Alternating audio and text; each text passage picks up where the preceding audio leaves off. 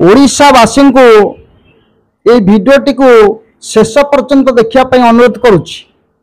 भिडियोटी को शेष पर्यंत देखंतु। प्रथमे जानी रखंतु जे आमर वर्तमान जो मोदी आसुचंती ओडिशा तांकर एकमात्र लक्ष्य होची किछि सीट हातेइबा। सीट पाई साला परे से तांको बाटर रहिबे, तुम माने तुम बाटर रहिबो।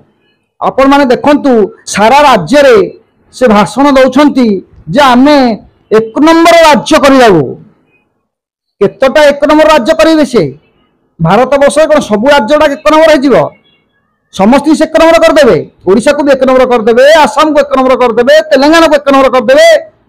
आपण माने टिके ए वीडियो पर नजर पकांतु। हम तेलंगाना को देश का नंबर 1 राज्य बनाएंगे, नंबर 1 राज्य। उड़ीसा को हम नंबर 1 बना देंगे। कर्नाटका को पूरे देश का नंबर 1 राज्य बनाने का लिए 10 सीट दे दीजिए, हम तेलंगाना को देश का नंबर 1 राज्य बनाएंगे। तेणु आपण मानक मिछ प्रतिश्रुति दवा केवल मोदी ही जानी, कारण एठी मोदी ग्यारंटी किछि काम करबनी आज्ञा।